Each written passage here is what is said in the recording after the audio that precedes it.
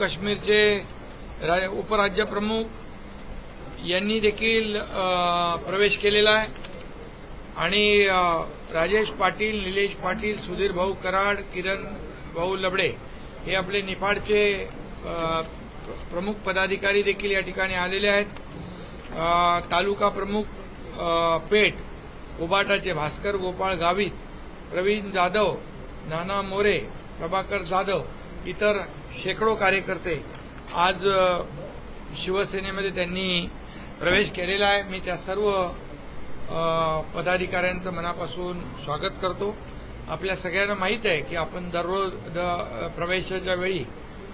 सगळेजण पत्रकार उपस्थित राहता। मी तुम्हालाही धन्यवाद देतो कारण तुम्ही या सर्व प्रवेशाचे साक्षीदार आहात आणि त्यामुळे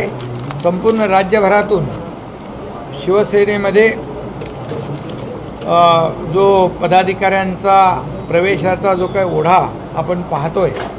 याचं एकच कारण आहे की बाळासाहेबांचे विचार संपूर्ण महाराष्ट्रामध्ये पसरवण्याचं किंबहुना ते वाढवण्याचं काम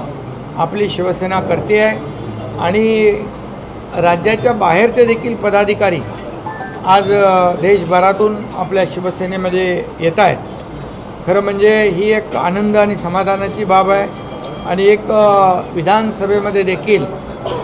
जनतेने शिवसेनेला 57+3 60 आमदार देऊन शिक्कामोर्तब केलेलं आहे की शिवसेना बाळासाहेबांच्या विचाराची, आनंदी साहेबांच्या विचाराची आणि हिंदुत्वाच्या विचारांची या ठिकाणी शिवसेना पुढे जाते आणि म्हणून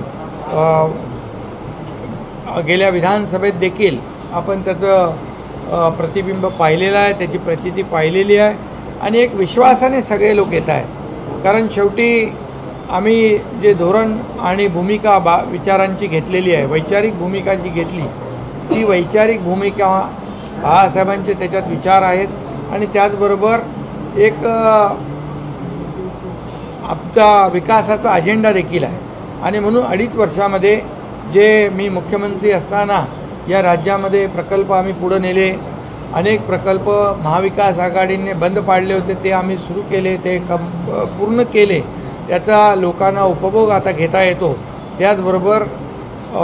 मुख्यमंत्री लाडकी बहीण योजना असेल, लाडका भाऊ, लाडका शेतकरी, हे सगळं जे आहे या सर्वच कल्याणकारी आणि लोकाभिमुख योजना ज्या आम्ही लोकांपर्यंत पोहोचवल्या त्याची पोचपावती लोकांनी